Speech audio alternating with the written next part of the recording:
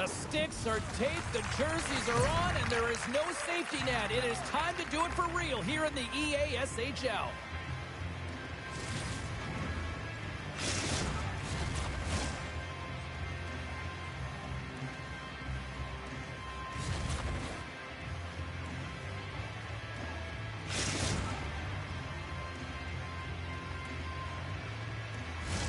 And we are about set to drop the puck on this one.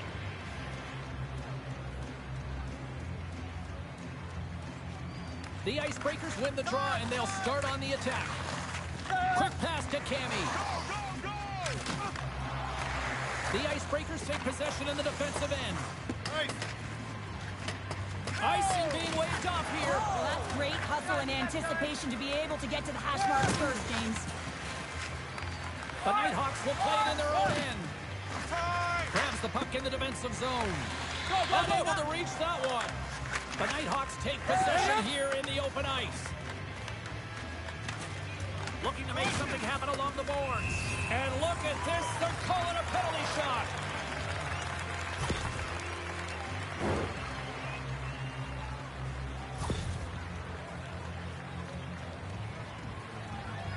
Here he goes on the penalty shot.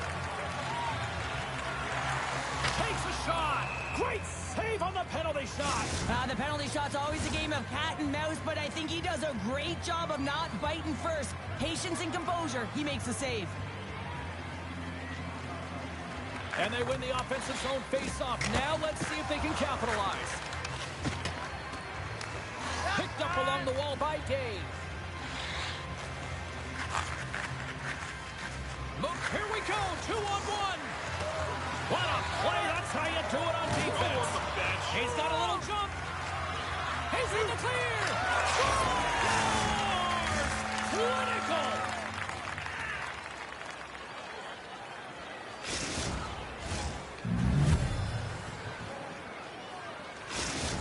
The Icebreakers have finally opened the scoring here in the first, and not a moment too soon. This has been a bit of a defensive juggernaut, James. We've been waiting for a goal call all game long, and we finally get it. And what this does will give them some confidence heading into the intermission. Jordan's got the puck in his own zone. It's a 2-on-1. And he's going to hold up and look for options.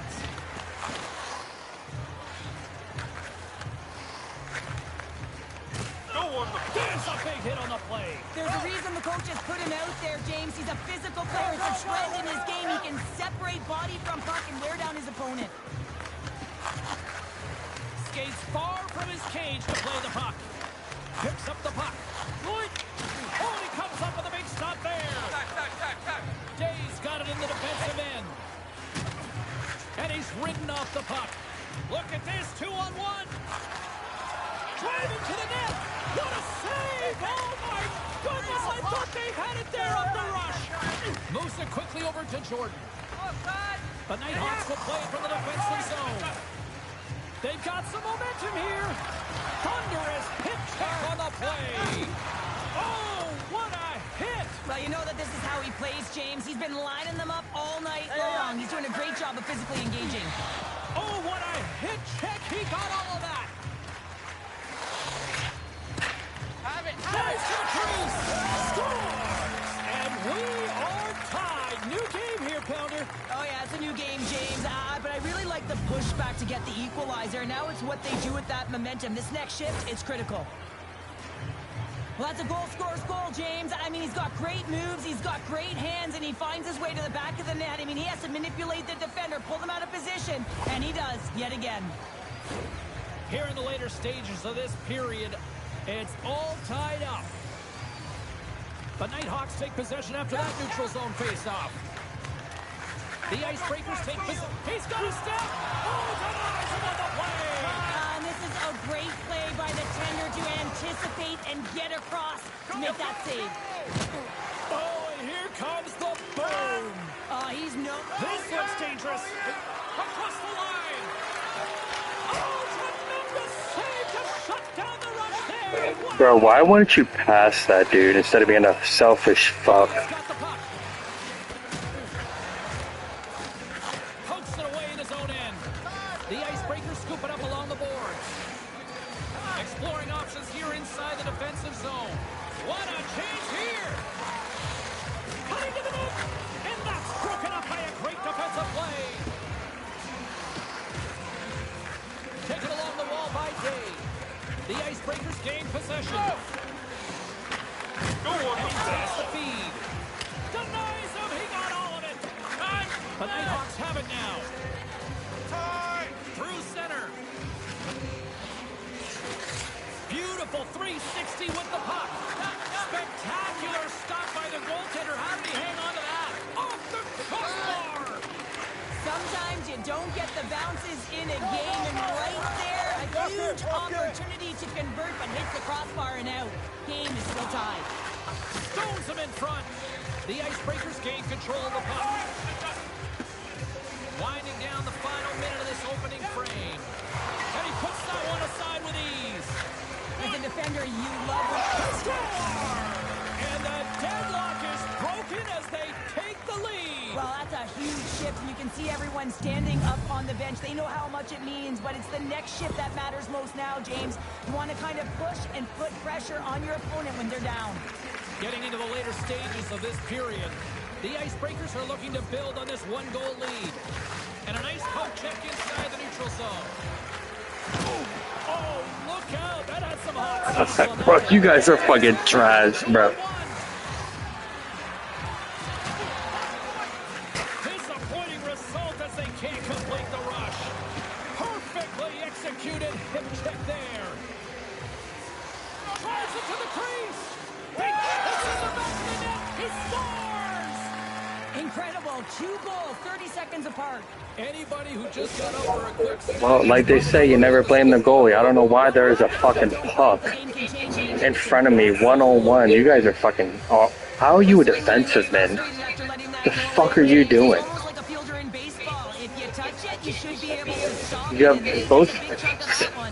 You have a 6'9" wing and a 6'9" defense. Yo, y'all don't know shit about fucking hockey. And they take control of the puck here in the neutral zone. The Nighthawks pick up the puck here in the neutral zone. Tried to get 2-2 with it and loses possession.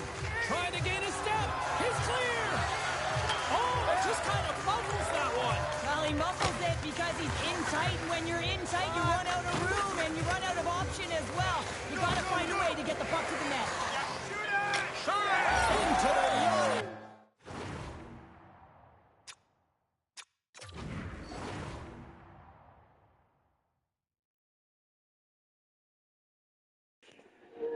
Yo, y'all fucking suck.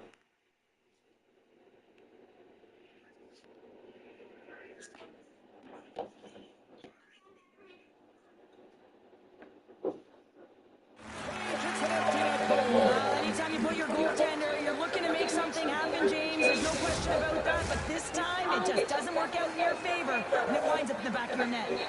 Well, when you see the opportunity with an empty net, you got to take advantage. You don't want to miss it, or you'll be going back to the bench with your head down.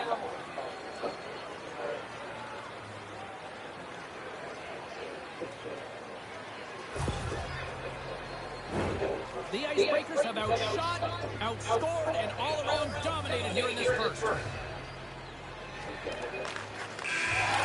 the final horn sounding, putting this baby to rest.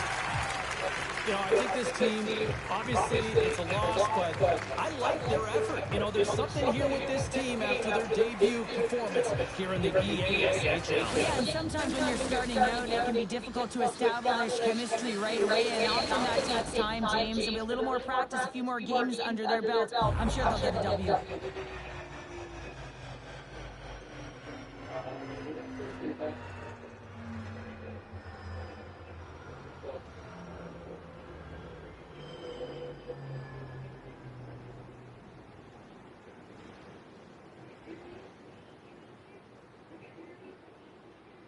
And that'll do it from this one here tonight for all of us at EA Sports. I'm James Cybulski. Good night.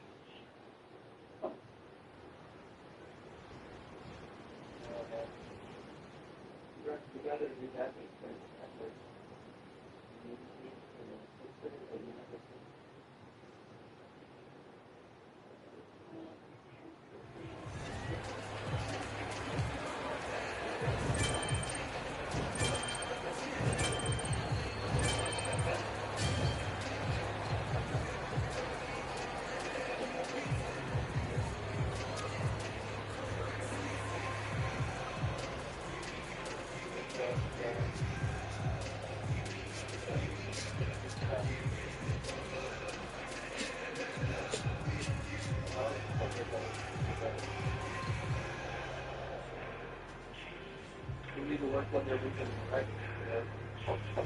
Some of school's not going to be there.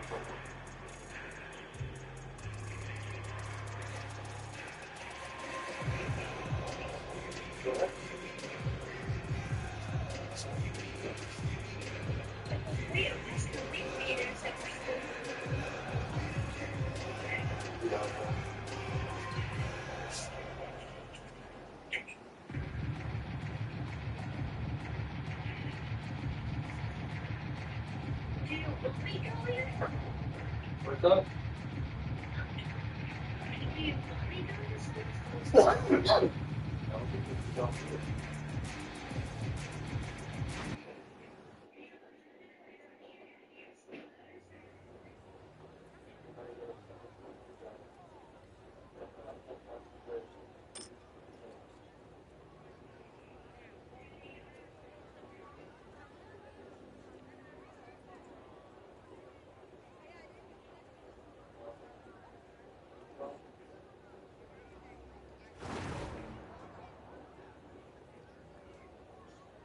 We will figure it out.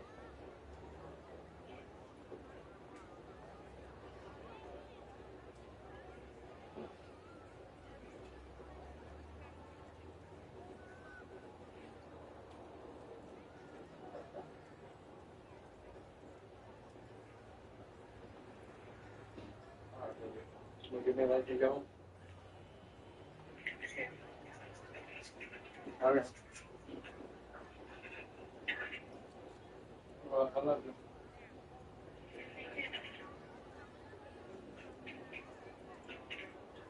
Just put on your makeup away.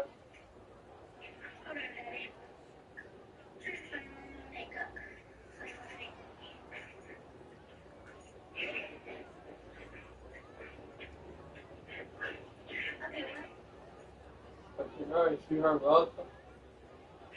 Ugh. Daddy's been waking up at 4 o'clock in the morning and swimming. I'm tired. I'll let you choose your call you tomorrow, okay? Um, I love you, bye.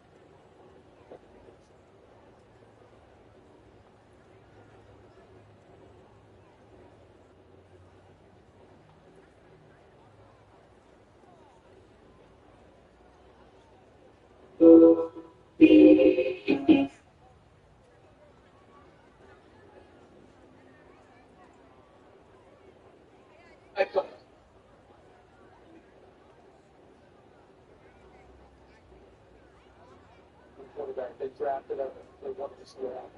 They grabbed Will Levis in the second round. Not fully committed, but yeah, kind of. Let's see what happens with him. This is full commitment here. First pick, first round, all in. Some of the same arm qualities that Will Levis has, but I think the mentality and the maturity of game and play. It's 5 years of football under his belt. It matters. 2 years, it's tough to acclimate to an NFL game. 3 years is still really hard.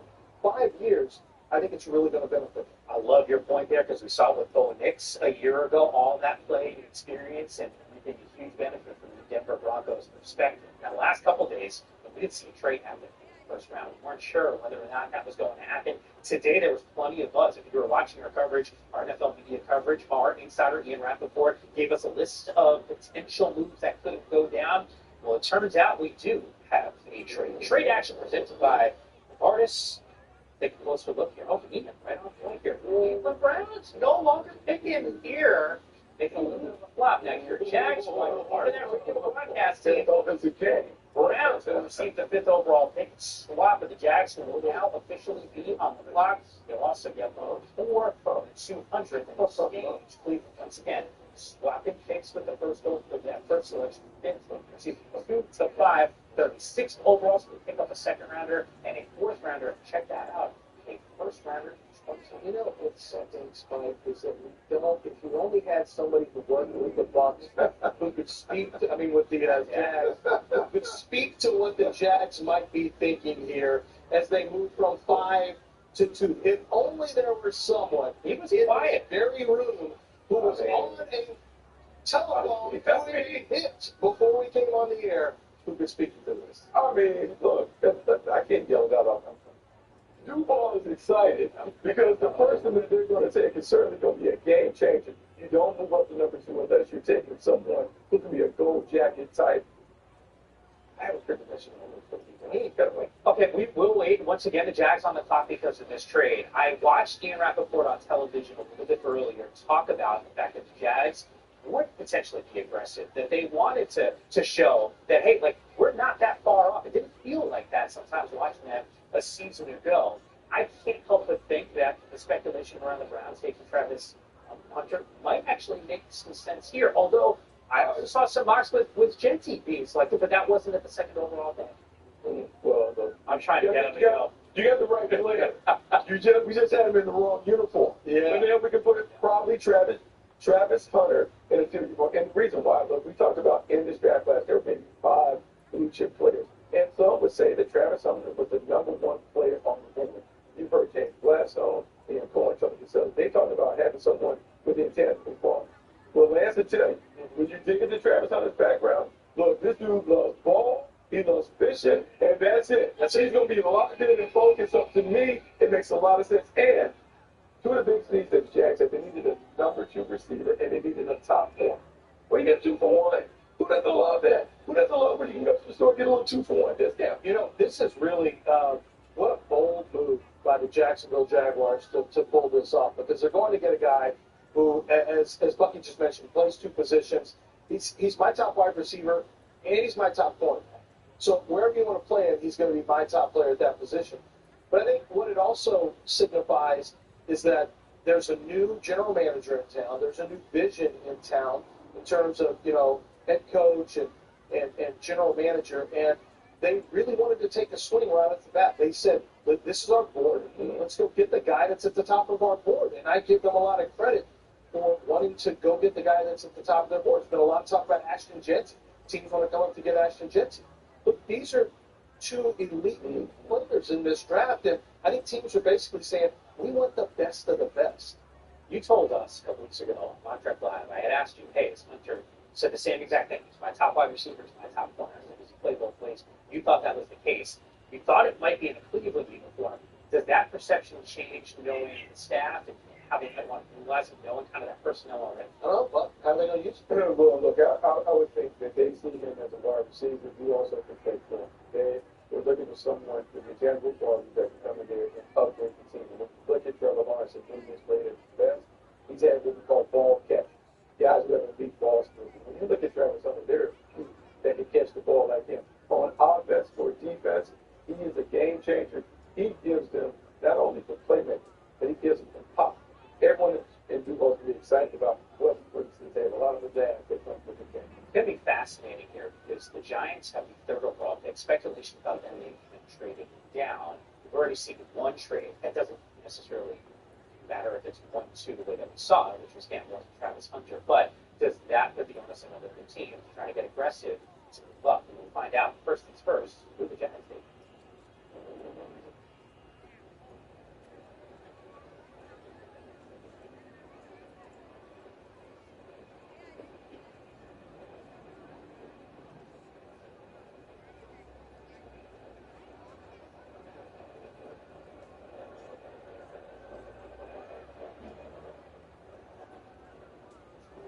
While we are here tonight to celebrate the 32 young men entering the NFL, I'm honored to take a moment to recognize a player who's made a profound impact on and off the field. The Walter Payton NFL Man of the Year Award, presented by Nationwide, recognizes one player each year who best represents greatness and compassion both on and off the field and in the community. Tonight, we are proudly joined by the 2024 Walter Payton NFL Man of the Year, Arik Armstead.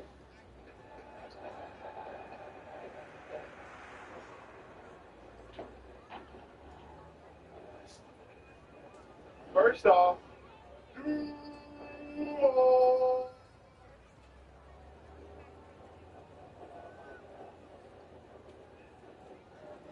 I want to say thank you to the commissioner, thank you to the Payton family in the NFL and Nationwide, and also tonight I want to encourage each player embarking on the NFL journey to identify a passion close to their heart and act upon it. Use your platform to make your community, the league, and this world a better place. As we remember Walter Payton, strive to leave a positive legacy of your own. Thank you.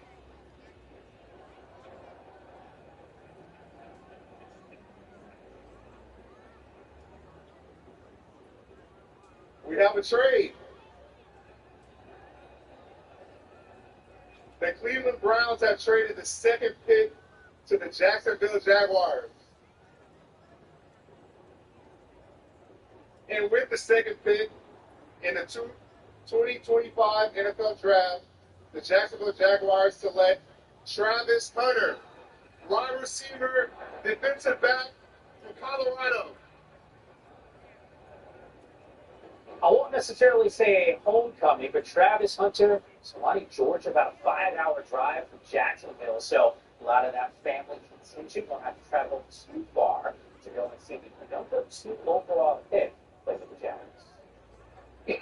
I mean, just bananas. I mean, make a move like that, get a Heisman Trophy winner. So when you talk about still fairly local, so when you think about the fan base and the people gravitating to them, they don't love it. But more importantly, it's an electrifying game that you don't play. They have not had a players like this. I mean, I don't know if it's history. Like we talk about the best wide receiver in Jaguars history. They haven't had a DB certainly like this since Jalen Ramsey. When they get a 6-1, this is a dynamic playmaker guy with tremendous ball skills. He is going to have to see in so many ways because he put the ball in the paint. He also can take the ball.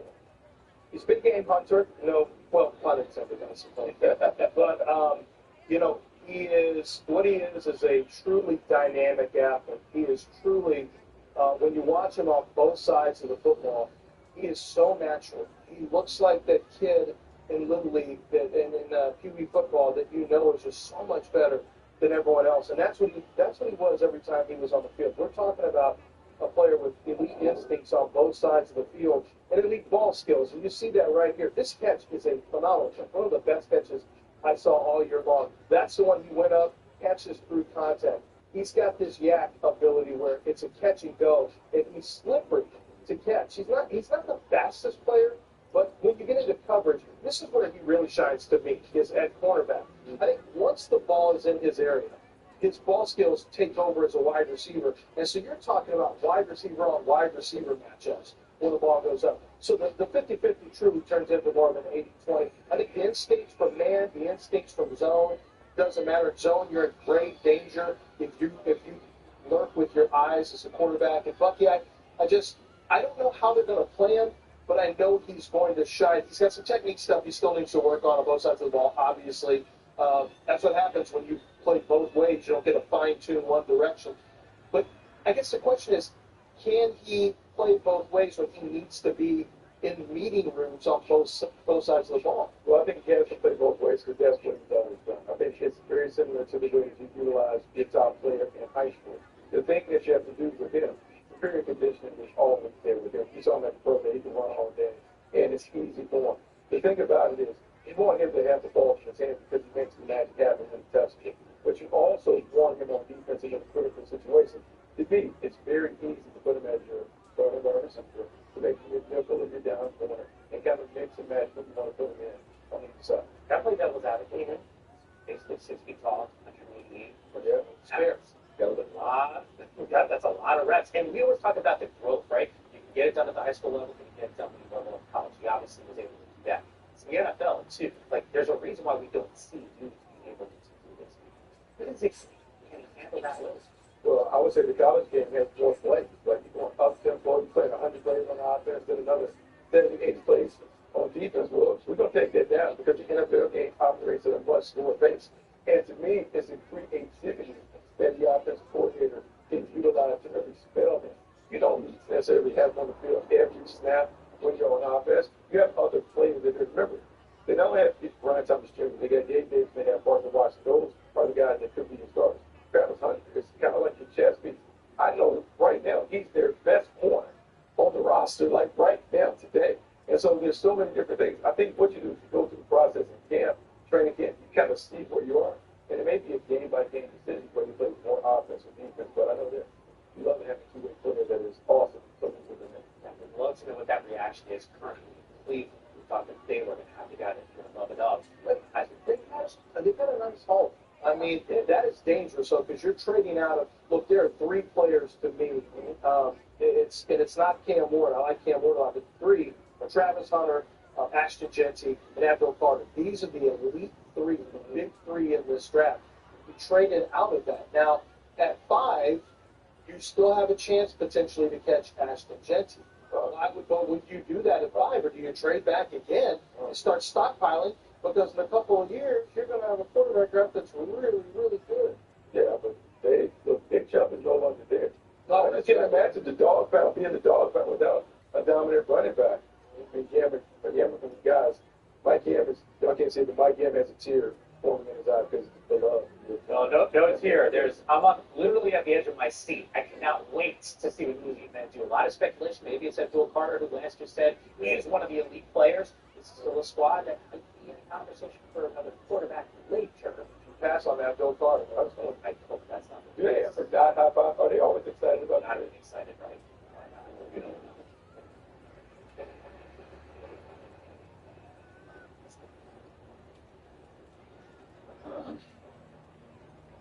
With the 3rd pick in the 2025 NFL Draft, the New York Giants select Abdul Carter, defensive end, Penn State. We think Mike. Oh, yeah, let's go, baby. All right, a dominant player. You guys have been telling me for weeks that this dude is one of the elite players in the draft.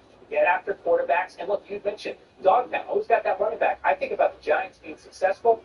Get after the quarterback and have some really strong players on the defensive line. Get after and make nightmares for the QB1 on the opposing. I mean, we look at that, right? He's walking in like the Patriots right now, and he thought, yeah, the heel looked. Oh, I mean, I just don't know how a guy from Philly can go to New York and change his allegiance. He grew up being an Eagles fan. He used to be a Giant. What are we talking about? Well, it's all good because we saw a little bit of that story with Saquon Barkley. As long as the Giants don't trade him away. But Lance, when you watch the film, Yeah, I mean, look, he's got just incredible get off, and he conflicts tackles immediately because their technique breaks down immediately because of his quickness, and that's what he does. He's got the quick first step. He's got closing burst that's insane. He's got the range to get all over the field and tackle. There's a lot of his game that is a lot like Michael Parsons. They're both linebackers turned edge rushers. They both, once they get into the backfield, it's hard to shake them. Like heat seeking missiles. They're going to be all over the quarterback. You're not going to be able to get away. So I think what really stands out here is he can bombard that stat sheet as a pass rusher or with tackles for loss. And that's what you want. You want disruption. They'll figure it out. They've got a couple of defensive ends right now already. They're going to figure this out. You don't not take an Abdul Carter just because you have some guys ahead of him on the roster. You don't do that. You take the best player there. This was a slam dunk in your mind, right, Bubby? A slam dunk because it gets them back to being the Giants. The G-men are always at their best when they lead with their defense. And their defense is always led by the front line. Now you have an opportunity to take Jackson Lawrence. You have Brian Burns. You have Kayvon Thibodeaux. And then you have Abdul Carter, which you play linebacker or Russian, whatever you want to do. I just have these visions of the Giants when they were at their best and they were trying out that NASCAR package. They knocked off the Patriots twice with multiple pass rushers being able to harass the quarterback. The Giants getting back to who they are. At least we know they have an identity. It's going to be tough, though, to go to the Eagles and Washington Commanders. But for tonight, I love it. I love it. Hey, but one of the reasons it's going to be tough is you got two quarterbacks. I mean, that have high, you've got to go get a quarterback contract. And you need somebody that can match athleticism with those two guys. And that's something Abdul Carter can do. So, love the pick here for them. He was a second-rated player on my board. And just, to me, just a really fun player to watch because he is just a high-energy player. Now, I will tell you, I think this sets up a really interesting question moving forward with the New England Patriots. So the New England Patriots, they're projected to take a left tackle. Now the mocks have to take a Will King. What I think is interesting here is from a value standpoint, if they get a phone call from a team like, say, the Chicago Bears who say, we're going up for Jeanty. Guys, what do you need for us to go up there and get Ashley Jeanty before the Browns game? That would be an interesting haul for the Patriots because it would allow them to potentially take that position that they want later, left tackle, and stock up on picks because that roster needs a lot of work. But they spent a lot of money this offseason. It would look better. Yeah, they don't have this season to go, but you're right, as we continue to reload here. Once again, it is going to move the Patriots out on the clock. Just wanted to note here on Abdul Carter and Saquon Barkley, obviously that state duo. The only top 3 draft selections by the Giants in the last 4 years, they just go rocking at Nick Lyons uniform. This dude's on cloud 9. Travis Hunter, the 2nd overall pick. That's for the Jags. But the Patriots do the end. And that's coming up next on Draft Center.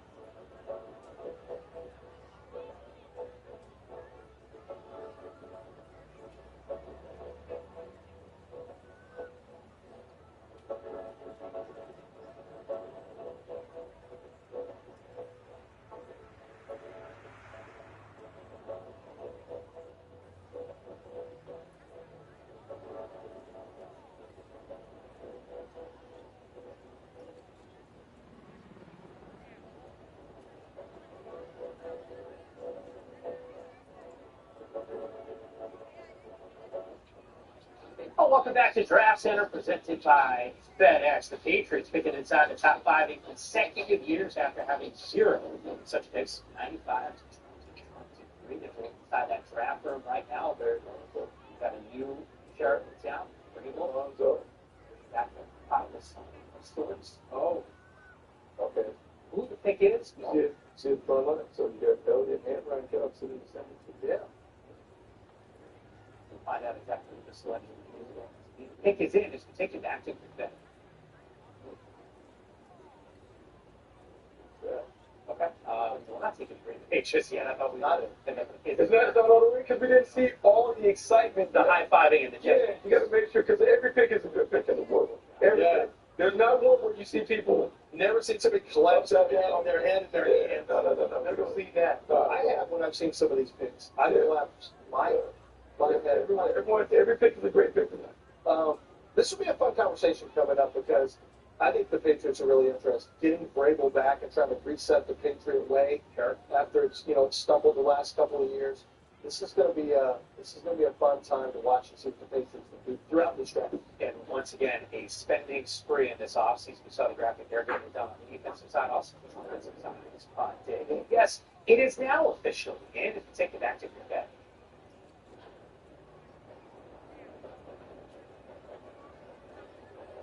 With the 4th pick in the 2025 NFL Draft, the New England Patriots select Will Campbell, tackle, LSU.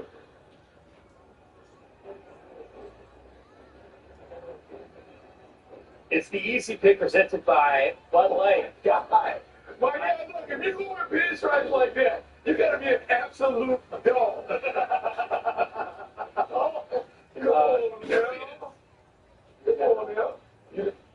You felt like it was a layup here. Lance, you called it. Buck, you thought this was going to be the case. I thought it was absolutely was going to be the case, and I just love it because Will Campbell gives them exactly what they needed. They needed someone on the edges who can lock it down. And when other people talk about the short arms and all that, but I just know in the SEC, this dude was an absolute animal. You see it. Only 4 sacks allowed, over 1,500 plus snaps. He got that little swag to him. And I'm telling you, when I saw his first draft, I was all over it.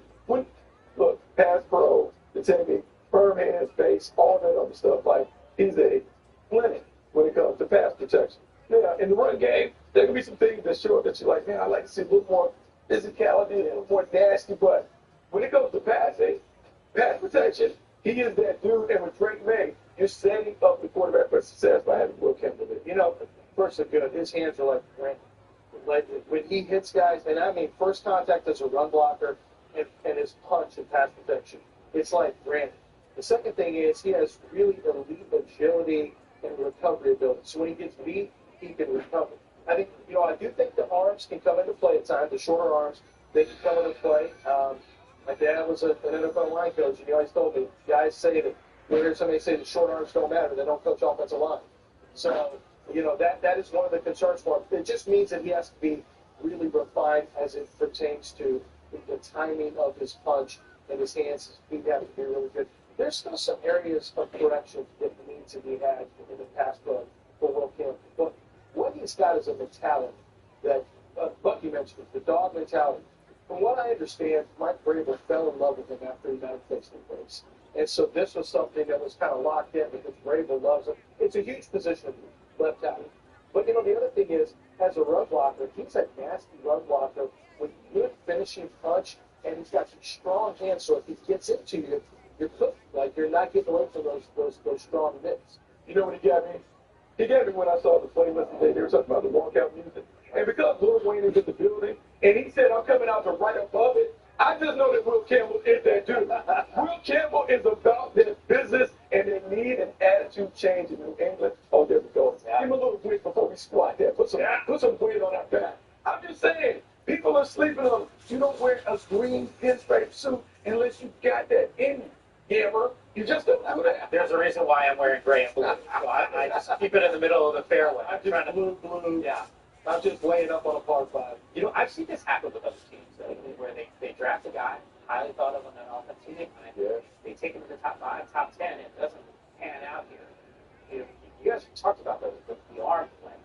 And And this could set an organization back. Sue, you feel comfortable enough with what you've seen to say, you know what, this makes sense for them? Look, I have some concerns about the tackle class in general, but it is a need, and you never want to be in this position where you're desperate. And Bucky, when it came right down to it, they have no left tackle, right? They're desperate at defensive line. When you become desperate, you're limited on who you can take and what you can do with your draft. And unfortunately, that's just where they are. They're just desperate, so they had to take the best tackle they could find in this spot. But if it doesn't work out from the tackle, I think he can easily swing down the ground. So that's something to keep in mind. All right, we'll continue to track, obviously, what the Patriots are going to do in this draft. Let's get back to the biggest story thus far, and that was a trade that we saw a few minutes ago. The Jacksonville Jaguars moving up to the 2nd overall pick, and we saw the Browns move down to the 5th overall selection. I'm going to just throw it out there. Does this tailor-made for Genty at this point? I think so. And, Andrew Berry, who you see there, is the Browns general manager, huge in analytics. Right? And the number one thing that he covets is productivity and future productivity. He likes college productivity, he likes future productivity.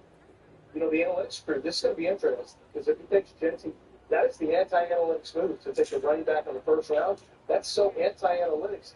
And yet, I think it's a smart move, because you can have control on the player contract for 5 years.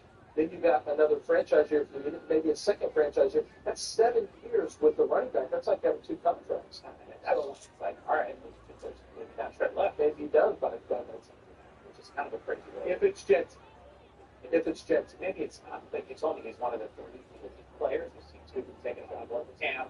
You have to look harder, find out if Ashton Genty gets the pick for the Cleveland Browns as we take you back to Green Bay.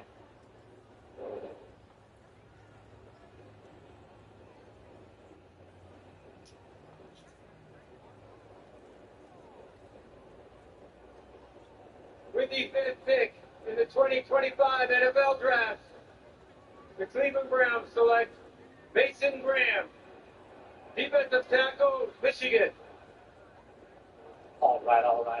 Yes, he is a true analytics general manager, because we don't take running backs in the first round. Wow.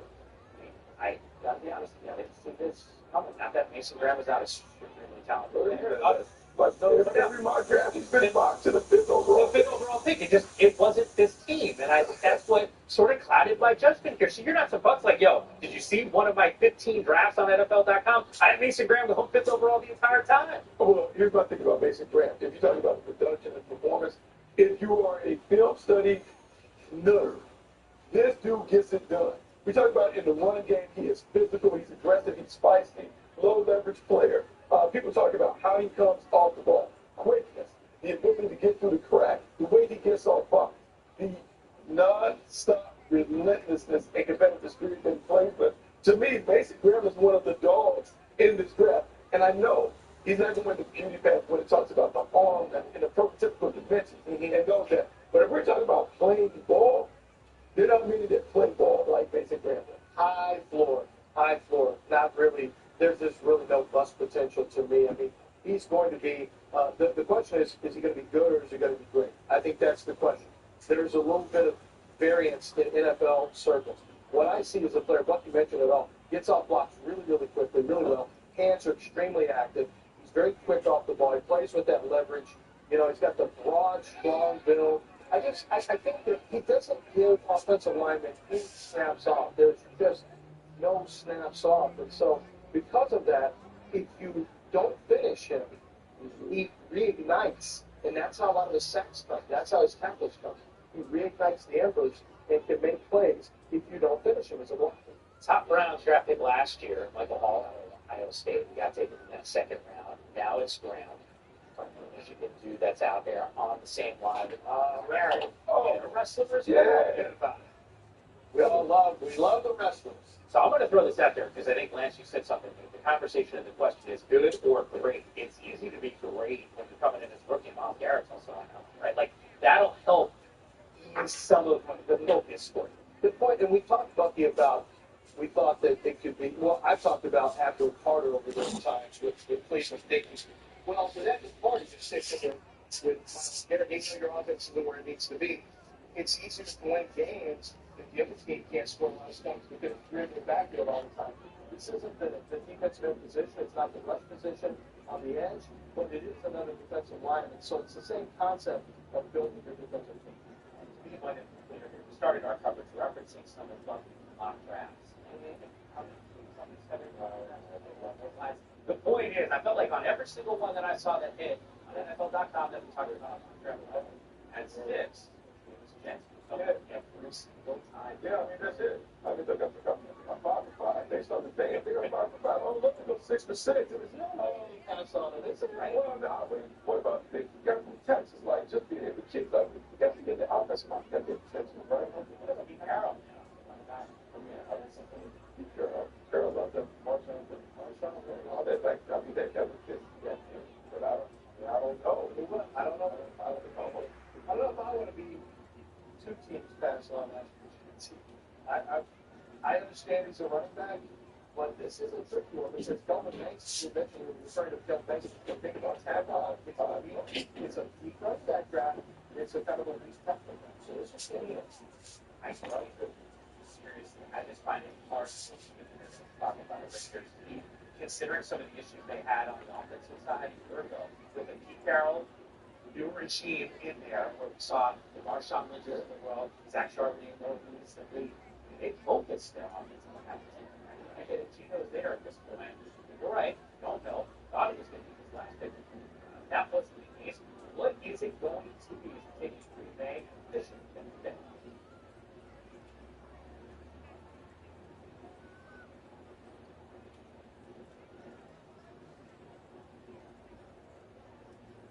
With the 6th pick in the 2025 NFL Draft, the Las Vegas Raiders select Ashton Jeanty, running back, Boise State. He's been one of the elite players for Tom as an LT. Yeah, he's my favorite running back I've seen since Saquon Barkley. Let me tell you what I love about Ashton Jeanty. He's a bell cow back. Right? You need it. You want to give it to him at a time, you can give it to him at a time. He can create 3 ways. Great Kirby Wilson, running back coach, once told me, you want guys that can create with speed, with elusiveness, with power. He can do all those 3 things. Reminiscent of our guy Maurice Jones-Drew, we have speed. He's got that low to the ground with the broad base. When we watch Ashton Jeanty, what stands out is he's very tough to get solid contact on. Even if you do, the feet never stop. So he just seems to bounce off. It's like 2 magnets. You know, when you try to put the same side together, I did that for hours. I was very easily entertained. I know. Well, and it's just like that when you try to tackle him. It's like a repellent. He just refuses to be tackled. When you give it a shot on him, you're going to take most of it. He's using the hammer, and you're usually going to be the nail. He finishes their contact, and he scores a ton of touchdowns. He is one of the favorite running backs that I've ever studied because in the middle of it, I'm thinking the offensive line's just kind of average, and this guy's just going to war every snap. Explosive after explosive after explosive. 9 out of 14 games, but he had 50 or more yards run. I mean, but you not only talk about the explosiveness, I think it's pretty important for us. 9 games when he had 30 points in. 19 games when he had 20 more carries in the last year. We don't see that in the National Football League anymore, that workhorse running back. So when people make those comparisons, really dangerous Robinson, they're talking about Frank Miller. You're talking about every down back that look and they live and breathe, they can run, they can tell, they get better in the 4th quarter. When you think about the Raiders and Pete Carroll, Pete Carroll was one of the few coaches back when the league was a passing league. They were running more than passing. You want to say Geno Smith and that offense up for success, but a star running back in the backfield, feed him, and then allow the offense to work to the running back on the play. Stick football. Follow him. And if you tackle Bo Jackson on the video game, you have a hard time tackling him. And, the one thing, though, I would say, I'm sure Geno was very happy about this. The one thing I will say, Bucky represents 279 carries in the last 9 games of the season. Average over 30 yards, or over 30 carries a game. He had 374 for the year. He's still a young player. He's 3 years of college football. That's a lot of tread they pulled off the tires last year. So I know he's a bell cow back, but I don't think you want to go too crazy. I think you want to have a secondary back there and bring him along at a reasonable pace. But it's going to be tough because he's just so good. Consider it just rock around. We get 13 Jerry, we want to ride it. We want to go. That's the whole point of getting the thoroughbred. We want to make sure we can get a Clydesdale. We can get a Clydesdale. Hey, come on, we want to make sure the Secretariat is able to go. Yeah. You get the 911, you're not coasting. No. You don't punch it a little bit. No, you want to punch it in. He gives them their work. It's easy to set the offense off of the field. We also compete the play action. And I was prepared to talk about this for Trevor Lawrence, and I thought Jackson was going to get when you are this good offensively, when you're this powerful, when you're this good, you need these 50-yard carries, like I said. Travis Lansky here with the infamous paintball. I've got my hands on the all-new CS3 Pro. One thing is with the Richie Suite, so some of the new features that I realized right away is they remove the windows. So now this can actually handle on the marker. You don't have the insert color sticking out. They've got a carbon collab tip. They've got Southwest Eco's probably one of the coolest features is just like the new GLR5s, the CS3 Pro. The grip goes over and integrates in instead of higher style. So the grip goes all the way up, covers the eyes. And one of the other cool updates is their new contoured booster. So it's going to come standard with this. Yeah, so things pretty sweet. Stay tuned for our shooting video. You can get these right now. They're available from everywhere on our site. It's first come, first served, so if you get it in today, you can be one of the first ones to get this bad boy. So give those a look. Check them out.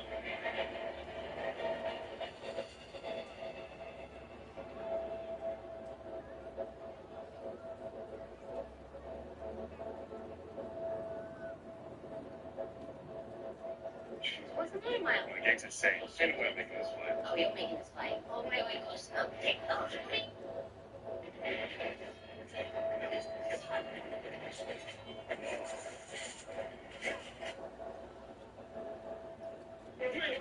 Let me tell you one thing. Say that.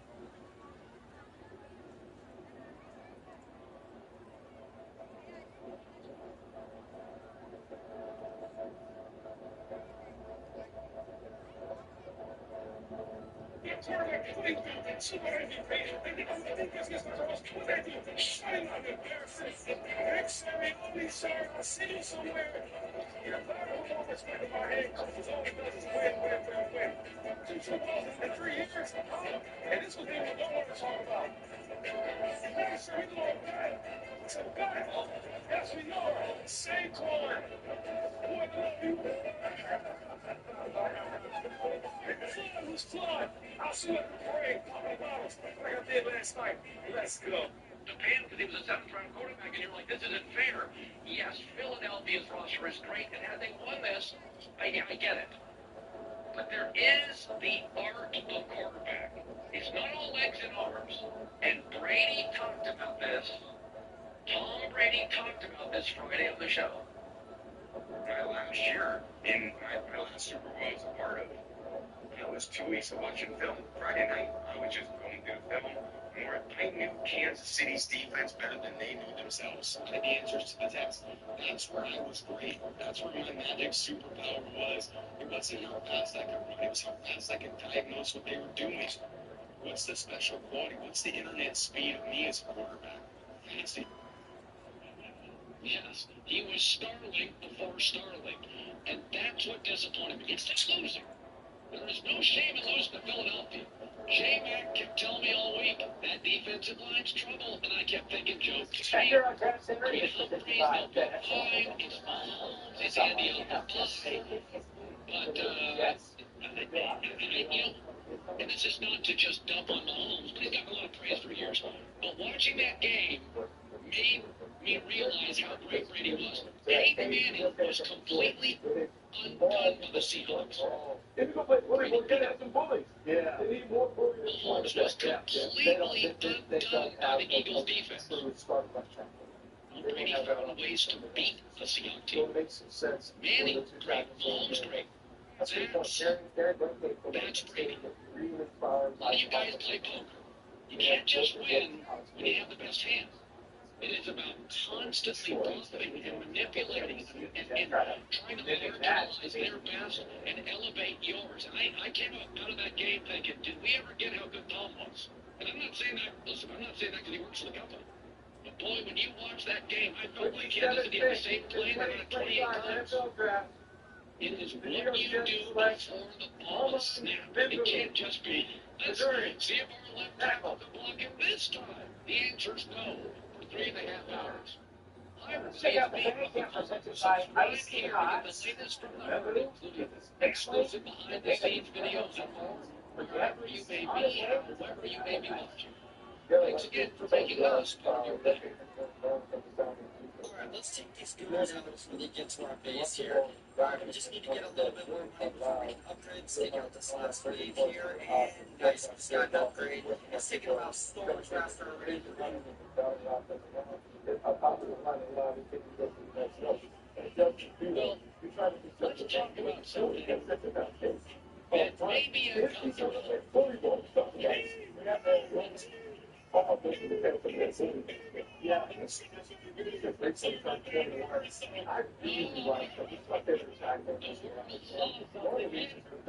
We'll get to that in a second because you deserve it, and I think it's good for the NFL. I think there's no luck. The United States, GM, keep people, the fans care, they're all in. It just goes to prove to be a champion, you got to beat the crap out of your superior. So I'm going to talk about this, and you can tell me if I'm wrong. Tom Brady trails to people in their first Super Bowls. He acknowledged that one of the Super Bowls, I can't. I don't get time. I'm just going to talk about the James White. And I think Tom always found a way, even with a bad upper hand, to move the chains. He may not give you 30, but he keep your damn offense off the field. He keep his defense off the field. What's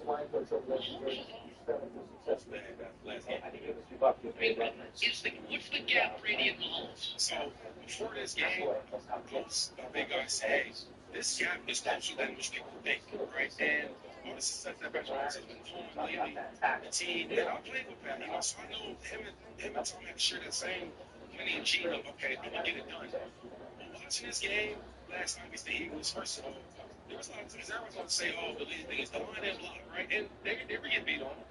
Some of them plays, he got him to step up in the pocket. I think he kind of got around in the pocket, right? And he's doing so much. And you throwing pick sixes and seven throwing picks. So when I look at Tom Brady, where, okay, things are not going my way. They're not playing the same way. I have no song. I keep the singer and get blown out with the greatest. And Tom would never have had a game like this because he would find ways, okay, we'll do the running backs, right? We're going to make this game as successful now. We're going to go to second and five. That's right, second and six. We're going to make this game manageable. And so the defense does something differently because if you really watch the Eagles, they didn't really do much on defense. They rushed forward and they kept everything in front of them. It was an indictment. And in fairness, we knew the Eagles, because I've been saying this all year, and I said this about 5 different times in the last 3 weeks. There are tribes when I look at Philadelphia and I think, how do they ever punt? Because that's so loaded. Tight ends, guards. I mean, it's just relentless. There is something to be said about Jalen Hurts' 2 best games as a pro. Super Bowls, yeah. What does that say? Yeah. See, and it's funny because, like, you know,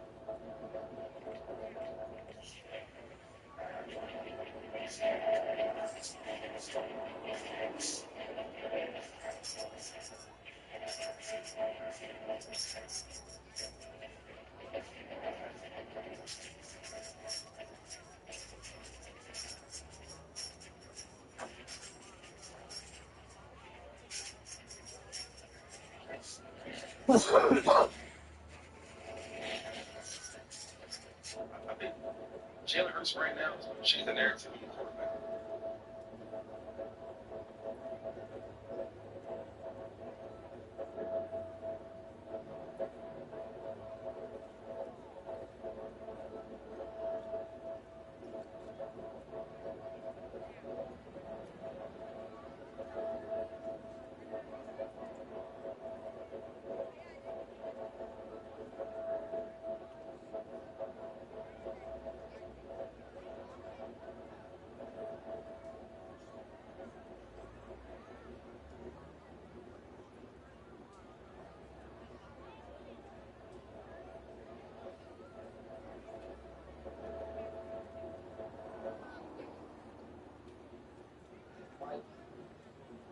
Carolina Draft Center presented by FedEx. Pete Carroll, oh, let's go. Yeah, you should be fired up. Action Jet Team selection heading to Vegas. Goes about 600 miles south of Boise.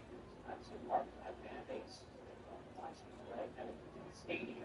Time for salutes to service presented by USAA. Earlier this month, official NFL salute to service partner USAA invited NFL draft prospects. Action Jet Team fellow official Air National Guard base in Milwaukee to experience a day in the life back into the military, including pilot training and a flight simulator.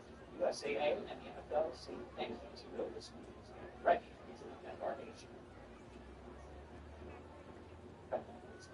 Check out what Jetsy, some of those guys do have pre-draft workout, but I am looking right now at Carolina Panthers tomorrow. I felt like, hey, if you wanted to quarterback, this might be a spot where you try to move up.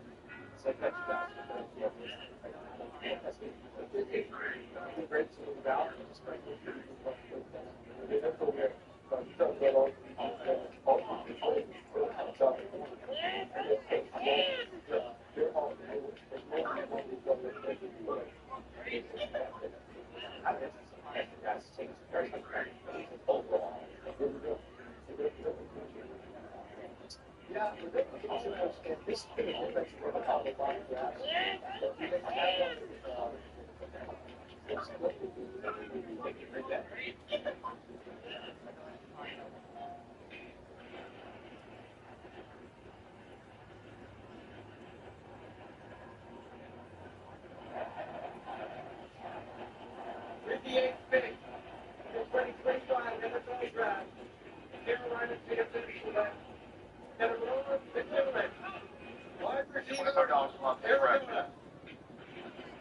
Here we go. I talked to a very good friend of mine around that Andrew organization this week. I said, I don't.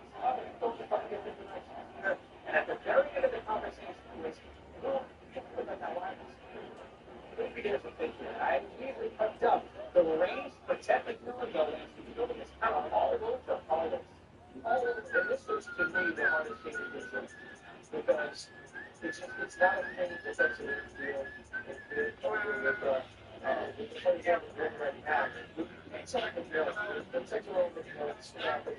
Found out that just absolutely back to that player here.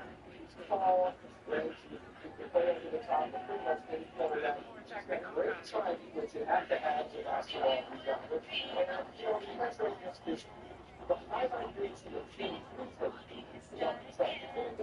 23 is incredible. Sometimes I think it's held against them.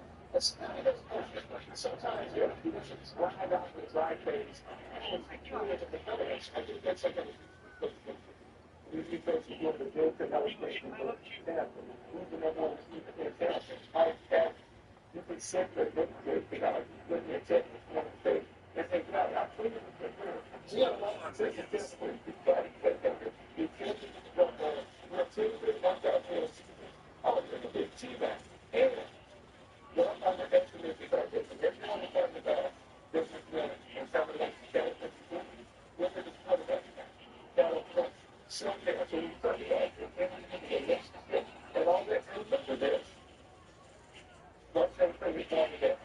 See my favorite thing about it. Give it the same news. There's a strong sense of concern for interacting with the news that matters. The rest of the time. Also,